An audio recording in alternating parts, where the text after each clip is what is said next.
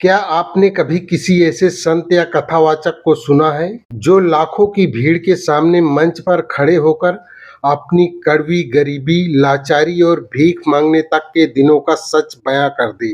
एक ऐसा इंसान जिसे गांव का सरपंच भी बैठने की जगह नहीं देता था, आज वो 300 से ज्यादा गरीब बेटियों के पिता बनकर उसका घर बसा रहा है। जी हाँ, मैं बात कर रहा हूँ बागेश्वर धाम सरकार यानी पंडित धीरेन्द्र कृष्ण शास्त्री जी की।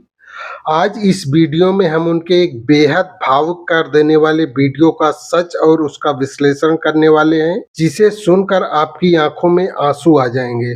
नमस्कार दोस्तों, आप सभी भक्तों का हमारे इस YouTube चैनल पर हार्दिक स्वागत है। बागेश्वर धाम के बारे में आप सब जानते ही हैं।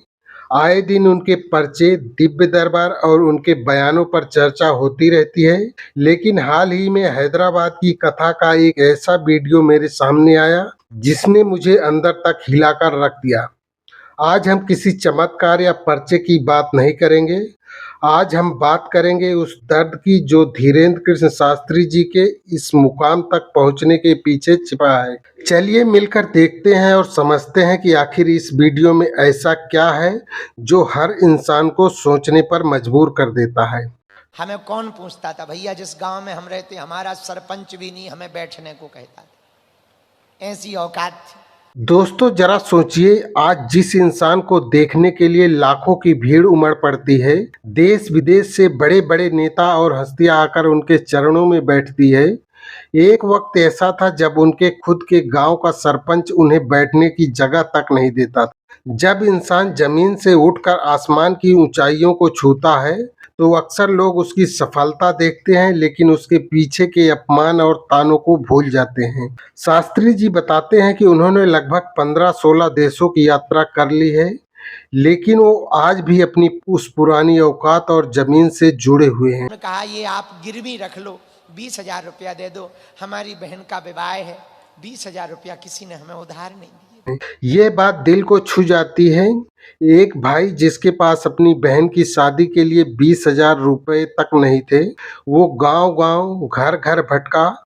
उसके पास सिर्फ 1 एकड़ जमीन थी जिसे वो गिरवी रखने के लिए भी तैयार था, लेकिन समाज इतना निष्ठुर निकला कि किसी ने उसकी मदद नहीं की। जिस दिन बारात आई, घर में खाना खिलाने तक के पैसे नहीं थे और वो भाई अपने घर के दरवाजे पर खड़ा होकर चुपचाप रो रहा। अब हमने प्रण लिया था कि हमने अपनी बहन का विवाह तो ठीक से नहीं कर पाए, लेकिन कभी भगवान यदि हम यही वो मोड़ था जहां से एक साधारण बालक बागेश्वर धाम सरकार बनने की राह पर चला। उन्होंने रोते हुए उस दिन संकल्प लिया कि मैं भले ही अपनी बहन की शादी ठीक से ना कर पाया, लेकिन अगर ईश्वर ने मुझे काबिल बनाया तो भारत की किसी गरीब बेटी के पिता को शादी के दिन पैसों के लिए रोना नहीं पड़ेगा।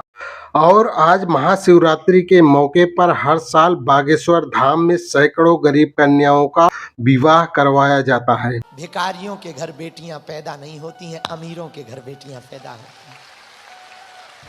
यह बात आज के समाज के मुंह पर एक बहुत बड़ा तमाचा है।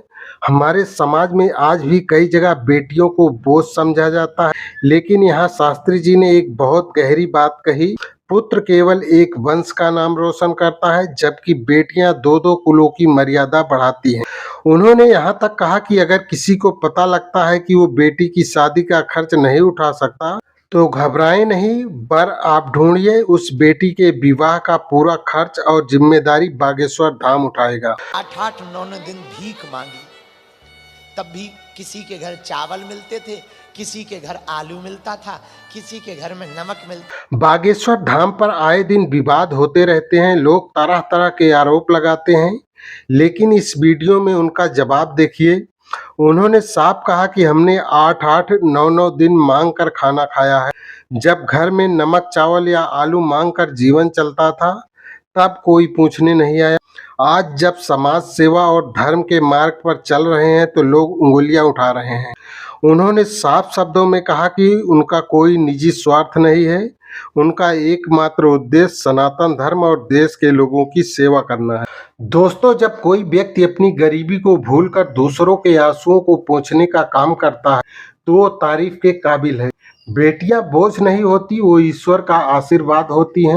ये संदेश हर घर तक पहुंचना चाहिए। आपको धीरेन्द्र कृष्ण शास्त्री जी की ये बातें और उनका ये संघर्ष कैसा लगा?